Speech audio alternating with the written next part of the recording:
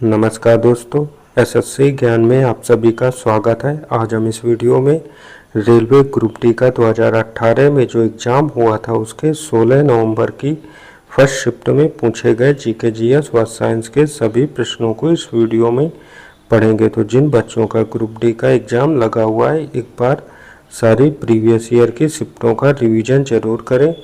मैंने जितने भी शिफ्टों का रिवीजन करवा दिया है और आगे बची हुई शिफ्टों का भी सारे वीडियो डाल दूंगा और 2018 के बाद 2021 की सारी शिफ्टों का रिवीजन करवाऊंगा। तो आप लोग चैनल को सब्सक्राइब कर लें और चैनल से जुड़े रहें। आप लोगों को सारे प्रीवियस ईयर के जीके जीएस की तैयारी के वीडियो मिलते रहेंगे। तो बढ़ते हैं अपने आज के वीडियो में और देखते हैं 16 नवंबर की फर्स्ट शिफ्ट में किस टाइप के और कैसे प्रश्न पूछे गए थे।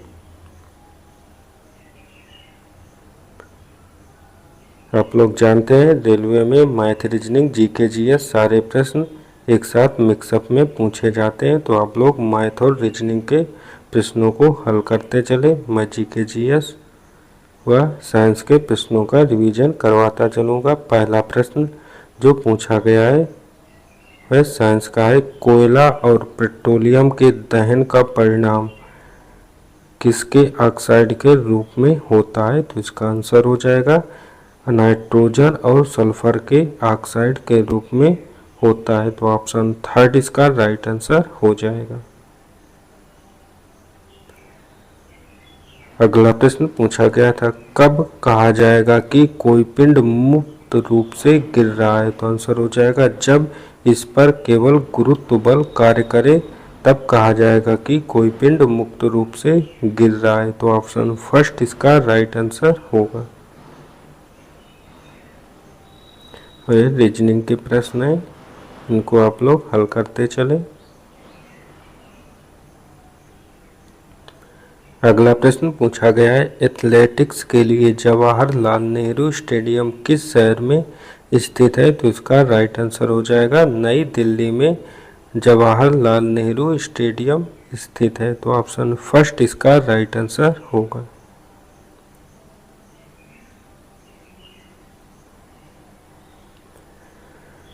अगला प्रश्न था, निम्नलिखित में कौन सा एक विषम परमाणुक अणु नहीं है? तो CO2 जिसे कार्बन डाइऑक्साइड कहते हैं, P4, CH4 और NH3। तो इनमें P4 एक विषम परमाणुक अणु नहीं है। तो ऑप्शन सेकंड इसका राइट आंसर होगा।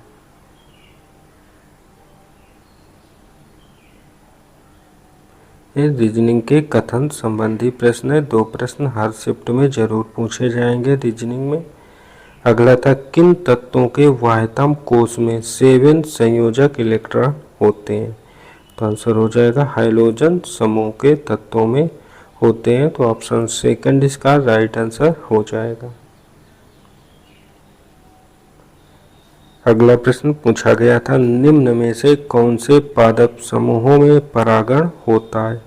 तो इसका आंसर हो जाएगा आवृत बीजी जिसे एंजियोस्पर्म कहते हैं में परागण होता है। तो ऑप्शन सेकंड इसका राइट आंसर होगा। अगला प्रश्न था, 2 या 2 से अधिक सेल के संयोजन को क्या कहा जाता है? तो इसका आंसर हो जाएगा 2 या 2 से अधिक सेल जब संयोजित होते हैं तो इसे बैटरी कहते हैं। तो ऑप्शन सेकंड इसका राइट आंसर हो जाएगा। अगला प्रश्न था, एक वस्तु की गतिज ऊर्जा और स्थितिज ऊर्जा के योग को क्या कहा जाता है? तो इसका आंसर हो जाएगा गतिज ऊर्जा और स्थितिज ऊर्जा के योग को यांत्रिक ऊर्जा कहते हैं। तो ऑप्शन फर्स्ट इसका राइट आंसर हो जाएगा। और हम लोग जानते हैं गतिज ऊर्जा का जो फार्मूला होता है K बराबर 1/2 mv², जहाँ पर m द्रव्यमान और v वेग होता है। और स्थितिज ऊर्जा का जो फार्मूला होता है E बराबर mg, जहाँ पर m द्रव्यमान, g वृत्तीय त्वरण और h ऊंचाई होती है। तो इन दोनों फार्मूलों से पिछले वर्ष के एग्जाम में एक प्रश्न जरूर पूछा गया था। तो इन फार्मूलों को आप लोग याद कर लें, इससे आप लोगों को आगे के एग्जामों में भी फार्मूले बेस्ड न्यूमेरिकल के प्रश्न देखने को मिल जाएंगे साइंस के।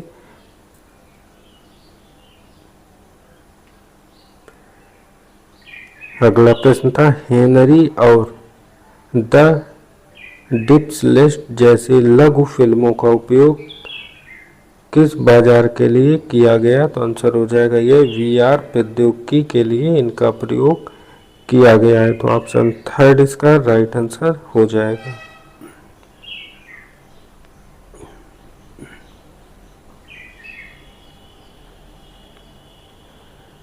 अगला प्रश्न था, पहला लोकपाल विधेयक भारत की संसद में किस वर्ष पेश किया गया था? तो इसका राइट आंसर हो जाएगा पहला लोकपाल विधेयक 1968 में पेश किया गया। तो ऑप्शन फर्स्ट इसका राइट आंसर होगा।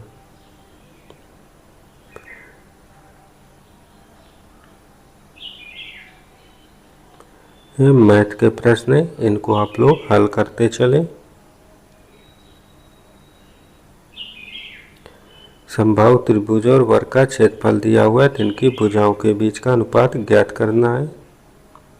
अगला था, कौन से फूल का एक मादा प्रजनन अंग है? तो आंसर हो जाएगा गर्भ केसर फूल का एक मादा प्रजनन अंग होता है। तो ऑप्शन 4 इसका राइट आंसर होगा। यह मैथ का टाइम एंड वर्क का प्रश्न है। ये भी रीजनिंग का कैलेंडर का प्रश्न पूछा गया है और इस शिफ्ट में 2 कैलेंडर के प्रश्न पूछे जा चुके हैं।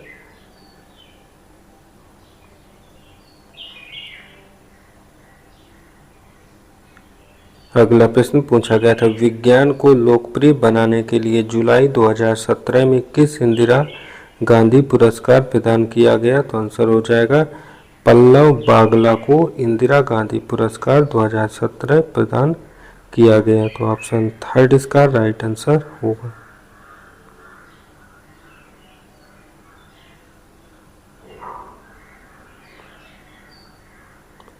ये सभी मैथ के प्रश्न हैं, इनको हल करते चलिएगा। ये ट्रिग्नोमेट्री का प्रश्न है। 1 से 2 प्रश्न हर शिफ्ट में ट्रिग्नोमेट्री से भी पूछे जाते हैं। अगला है, 7वां आवर्त होता है? तो आंसर हो जाएगा इसमें 32 तत्वों के साथ अपूर्ण होता है। तो ऑप्शन थर्ड इसका राइट आंसर होगा।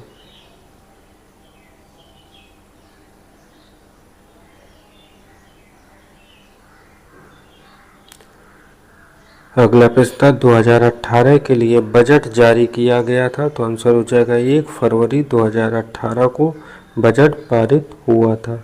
तो ऑप्शन सेकंड इसका राइट आंसर होगा। अगला प्रश्न था, यदि एक सुरंग और इसके क्रमागत गर्त के मध्य दूरी L है तो तरंगदैर्घ्य होगी? तो आंसर हो जाएगा तरंगदैर्घ्य दोगुनी हो जाएगी 2L।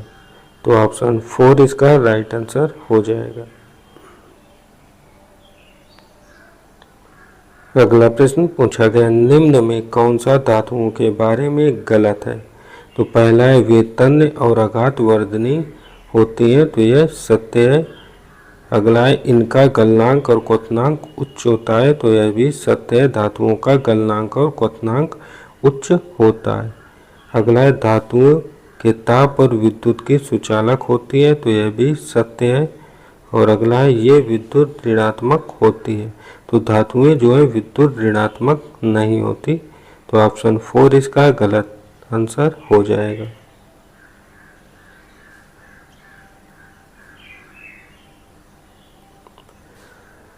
अगला प्रश्न पूछा गया, निम्न में कौन सा देश भारत का पड़ोसी देश है? तो आंसर हो जाएगा भारत का पड़ोसी देश इनमें से बांग्लादेश है। तो ऑप्शन थर्ड इसका राइट आंसर हो जाएगा।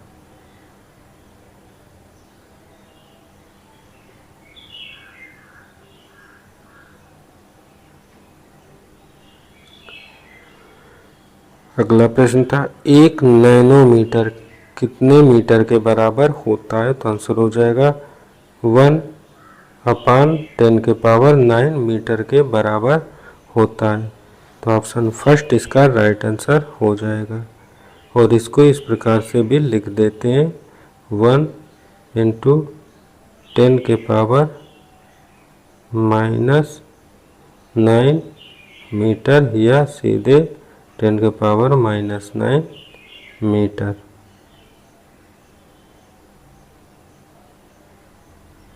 अगला प्रश्न था 44वां खजुराहो नृत्य महोत्सव 2018 कहाँ आयोजित हुआ था? तो इसका आंसर हो जाएगा, इसका आयोजन मध्य प्रदेश में खजुराहो में हुआ था। तो ऑप्शन 4 इसका राइट आंसर हो जाएगा।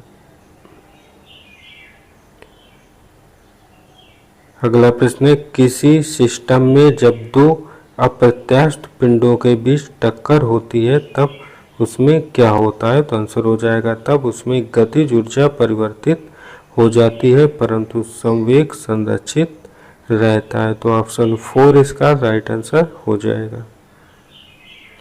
और आप लोग जानते हैं गतिज ऊर्जा का जो फार्मूला होता है के बराबर हाफ एम वी स्क्वायर और संवेग का फार्मूला होता है P बराबर एम वी, जहाँ पर P संवेग एम द्रव्यमान और V वेग होता है। तो इस फार्मूले से भी काफ़ी प्रश्न पिछले वर्ष के एग्जाम में पूछे गए थे संवेग द्रव्यमान और वेग से।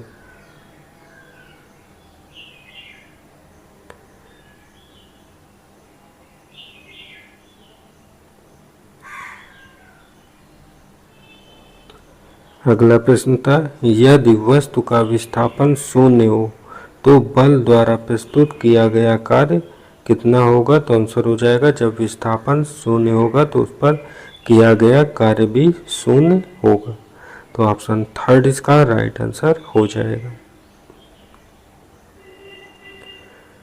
अगला प्रश्न पूछा गया था किस अम्ल में वृद्धि होने के कारण मांसपेशियों में ऐंठन आ जाती है? तो आंसर हो जाएगा इसका लैक्टिक अम्ल में वृद्धि के कारण। तो ऑप्शन फर्स्ट इसका राइट आंसर होगा। अगला प्रश्न पूछा गया था किसी वस्तु पर बल लगाने पर यदि वह गतिशील नहीं होती तो इसे क्या कहा जा सकता है? तो आंसर हो जाएगा तब इसे कोई कार्य नहीं हुआ है कहेंगे। तो ऑप्शन 4 इसका राइट आंसर हो जाएगा।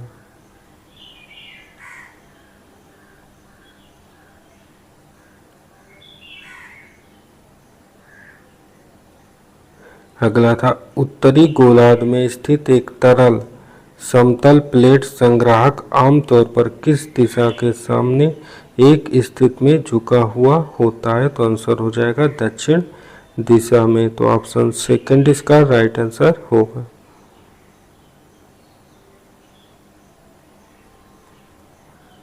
अगला प्रश्न था निम्न में से किस देश का राष्ट्रीय खेल क्रिकेट है? तो आंसर हो जाएगा ऑस्ट्रेलिया का।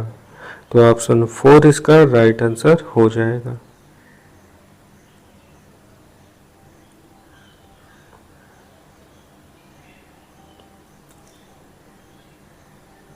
अगला प्रश्न था संदेश मिष्टी किसकी एक प्रसिद्ध मिठाई है? तो आंसर हो जाएगा ये पश्चिम बंगाल की एक प्रसिद्ध मिठाई है। तो ऑप्शन 4 इसका राइट आंसर हो जाएगा।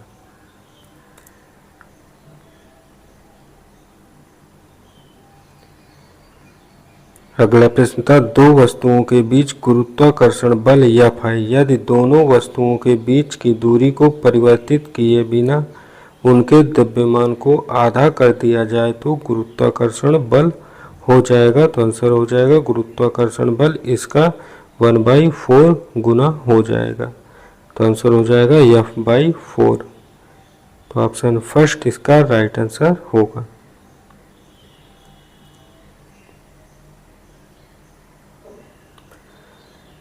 अगला प्रश्न है जब कार एक घुमावदार सड़क पर मुड़ती है तो उसमें बैठे यात्री स्वयं पर केंद्र की विपरीत दिशा में एक बल महसूस करते हैं।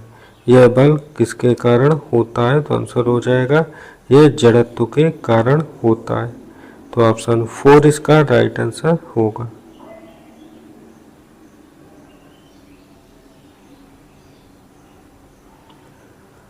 अगला प्रश्न था, भाजपा के किस गठबंधन सहयोगी ने हाल ही में मोदी मंत्रिमंडल से अपने मंत्रियों को वापस निकाल लिया? क्षेत्रीय सहयोगी की मांग अपने राज्य के लिए विशेष दर्जा की थी। तो आंसर हो जाएगा तेलुगु देशम पार्टी ने। तो ऑप्शन सेकंड इसका राइट आंसर हो जाएगा। अगला था, भारत सरकार द्वारा नवंबर 2017 में किस क्षेत्र को आधारभूत संरचना की प्रतिष्ठान प्रदान की गई है? तो आंसर हो जाएगा लॉजिस्टिक्स को। तो ऑप्शन सेकंड इसका राइट आंसर हो जाएगा।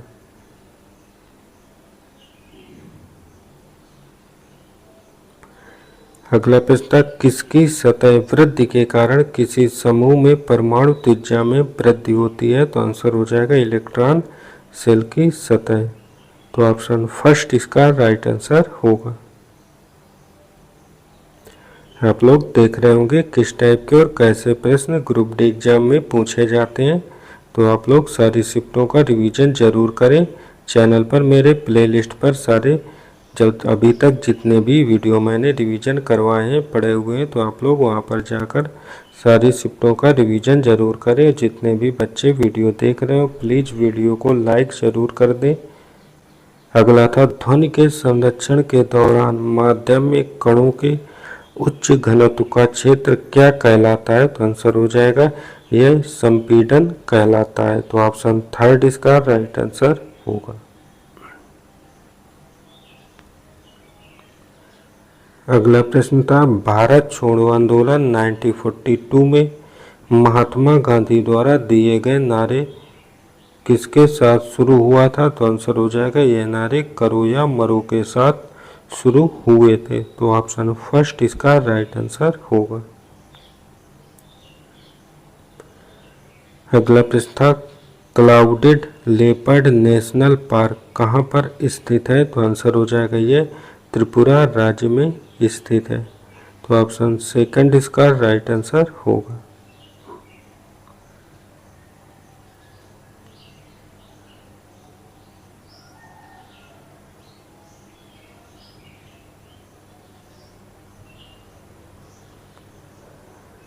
अगला प्रश्न था, निम्न में से मिस टूरिज्म इंटरनेशनल 2017 के विजेता कौन थे? तो आंसर हो जाएगा इसकी विजेता जेनी लाउडेट एलिपो थी। तो ऑप्शन फोर इसका राइट आंसर होगा।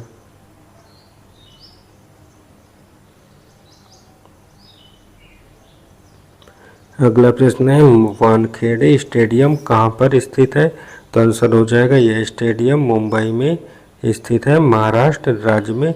और वानखेड़े स्टेडियम में क्रिकेट के मैच खेले जाते हैं।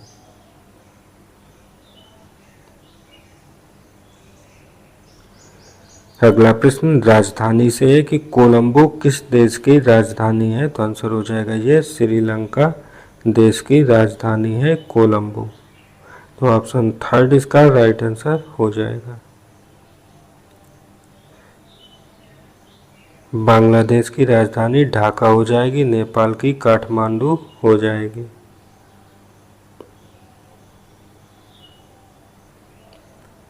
अगला प्रश्न साधारण व्यास से पूछा गया है मैथ का।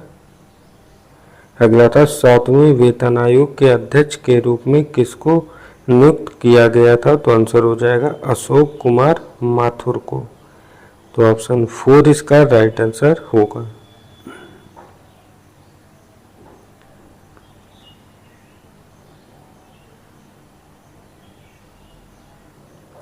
अगला प्रश्न था, कौन श्वसनीय उत्सर्जक और परिसंचरण वाले अंगों से रहित होते हैं? तो आंसर हो जाएगा स्पंज। तो ऑप्शन सेकंड इसका राइट आंसर हो जाएगा।